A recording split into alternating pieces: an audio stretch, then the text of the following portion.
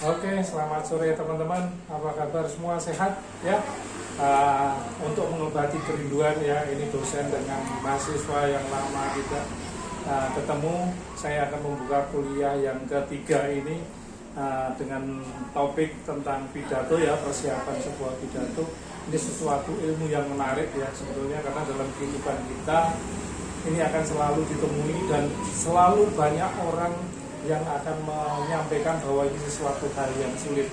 Padahal ini sesuatu yang menarik, yang kalau kita persiapkan, kita pelajari, itu menjadi sesuatu yang yang baik buat kita ataupun bermanfaat buat lingkungan kita, buat masyarakat ya, buat pekerjaan, yang semua itu akan bisa kita peroleh dari hal-hal yang kira-kira yang sebetulnya sangat sederhana ini kalau kita mau mempelajari dari hal-hal yang sederhana. Nah ini teman-teman memang tema kita ya pada hari ini memang bagaimana pidato itu bisa dilaksanakan, karena ada berbagai macam hal ya, yang terutama jenis-jenis pidato yang akan kita temui. Jadi beberapa hal ini ada 4 bagian yang saya garis bawahi, yaitu ada pidato yang jenisnya itu impromptu, di mana pada kondisi ini kita itu tidak sengaja didaulat untuk menyampaikan sebuah pidato. Nah ini suatu hal yang menarik karena kita tidak ada persiapan, kita tidak ada bekal ilmu untuk mempersiapkan dalam waktu yang sempit. Tapi bagaimana ketika kita harus mau nggak mau harus melaksanakan? Inilah memang tantangan kita. Mungkin kalau kita terjun di masyarakat sebagai tokoh masyarakat, kalau mungkin di perkantoran kita sebagai wakil ataupun sekretaris di dalam suatu lembaga, itu bisa terjadi hal-hal seperti itu yang memaksa kita untuk bisa melakukan sebuah pidato. Nah, ada hal-hal yang menarik justru dengan ketika tidak mempunyai persiapan yang jelas, karena persiapan yang lama, karena di sini akan kelihatan originalitas, keaslian kita seperti apa. Jadi yang kita sampaikan mungkin sesuatu yang real, yang apa adanya, yang tidak dibuat-buat. Itu suatu keuntungan dari jenis pidato yang impromptu. Kemudian ada yang manuskrip, itu hanya berdasarkan dengan naskah. Jadi kita hanya membacakan.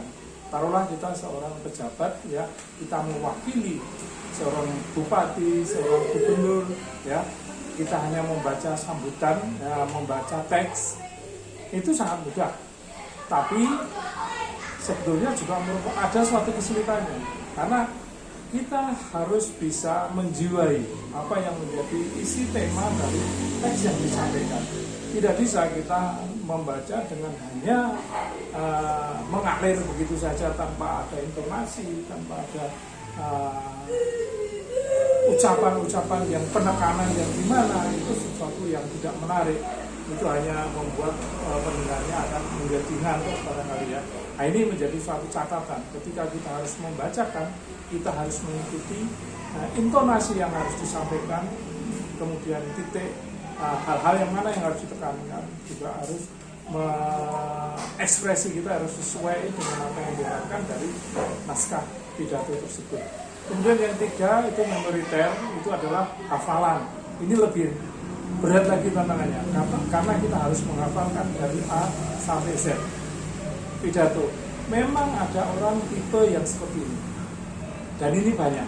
Ketika kita memulai belajar pidato, mereka akan berusaha menghafalkan kata demi kata. Ada kesulitan di sini, karena begitu hilang salah satu kata, kita akan kebingungan. Kebingungan apa yang harus diucapkan, menyambung lagi dengan tema, karena kita fokus pada hafalan yang harus kita sampaikan. Ini kelemahan-kelemahan yang muncul ketika kita harus menghafalkan. Bahwa kan kita mungkin cenderung tidak mengamati audien kita siapa, karena di sini kita terfokus pada menghafalkan sebuah pidato yang harus kita sampaikan. Kemudian yang keempat ini extemporan, ini yang menarik, yang kalau kita bisa lakukan, bahwa dalam naskah pidato itu yang perlu kita siapkan hanyalah poin-poin penting yang harus kita sampaikan. Kita bebas mengeksplor. Jadi apapun yang kita sampaikan itu asal tidak keluar jauh dari hal-hal yang utama itu tadi, itu menjadi suatu poin yang penting, dan itu sangat menarik.